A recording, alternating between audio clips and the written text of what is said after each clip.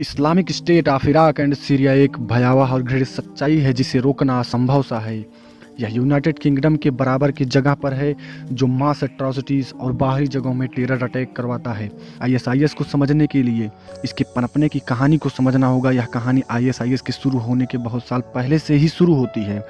1979 में एक कठपुतली तानाशाह को बागियों से बचाने के लिए सोवियत यूनियन ने अफगानिस्तान में चढ़ाई की, जिसके जवाब में मिडिल ईस्ट के यंग लोगों ने बागियों का साथ दिया।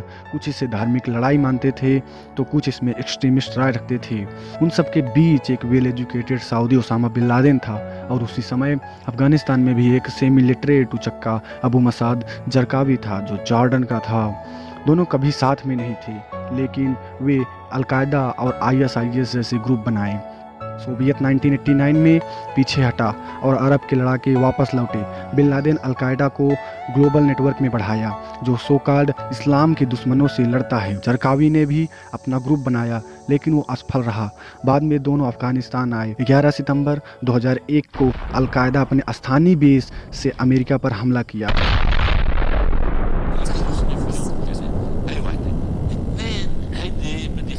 अमेरिका ने अफगानिस्तान में हमला किया और बिन लादेन पाकिस्तान भाग गया। वहीं जरकावी इराक में कहीं छुपा हुआ था। 2 साल बाद अमेरिका ने कुछ ऐसा किया जिससे पूरा मिडिल ईस्ट ही बदल गया और आईएसआईएस को फिर एम्पावर कर दिया गया। By the regime of Syrian dictator Assad. OFAC is sanctioning 200 US ने इराक पर हमला किया। अमेरिका ने सद्दाम हुसैन को पद से हटाकर इराकी आर्मी को भंग कर दिया, जिससे हजारों सुन्नी इराकी सैनिक में गुस्सा बढ़ा और वे बगावत कर गए। जिहादी ग्रुप और सुन्नियों ने इसे दोबारा होने वाला सोवियत अटैक समझा और फिर इराक आकर लड़ाई शुरू की।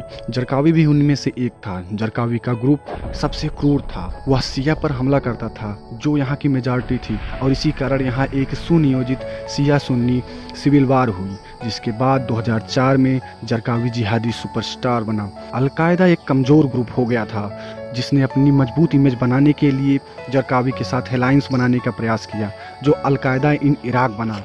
लेकिन 2006 में सुन्नी जरकावी के खिलाफ हुए और यूएस ने उसे एक एयर स्ट्राइक में मार दिया।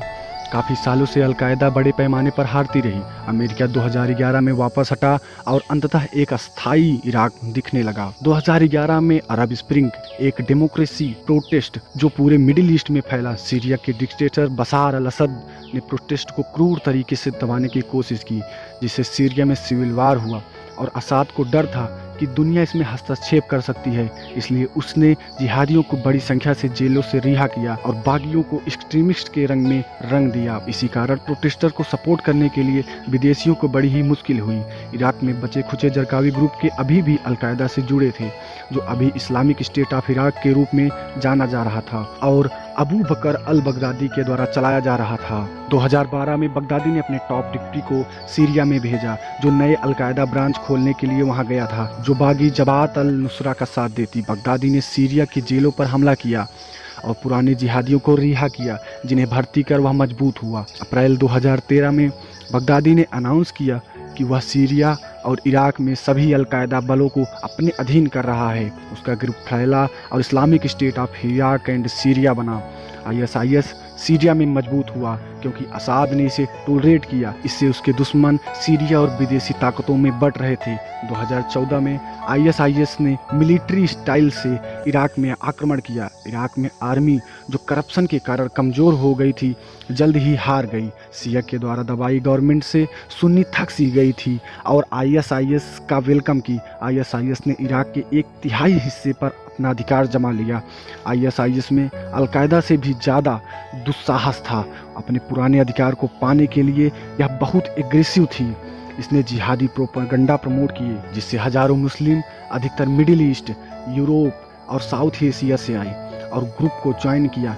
कुछ धार्मिक कारणों से तो कुछ भ्रमित और गुस्से में, जिन्हें लगता था कि आईएसआईएस उन्हें पर्पस देता है। फिर आईएसआईएस ने कुर्दिश पर हमला किया, जहां इसने इराकी याजदीस के खिलाफ मौत का खेल खेला और अमेरिकन जर्नलिस्ट जेम फोले का मर्डर कैमरे के सामने किया, जिसने दुनिया में रोष और भड़का दिया। फिर अमेरिकन हवाई कैंपेन आईएसआईएस के विरुद्ध शुरू हुआ, जिसमें आईएसआईएस अपना 5वां हिस्सा लूज कर दिया।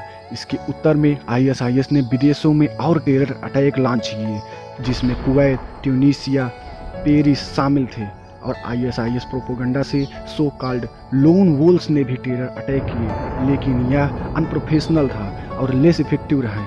अंततः आईएसआईएस अपने स्टेट को लूज करने लगा। धीरे धीरे यह काफ़ी कमज़ोर हो गया, जिसके साथ कोई एलाइज नहीं है और दुश्मनों से घिरा है। लेकिन आईएसआईएस अपने पुराने तरीकों से प्रतिक्रिया दे सकता है, जो बहुत ही डरावना और मारकाट भरा है।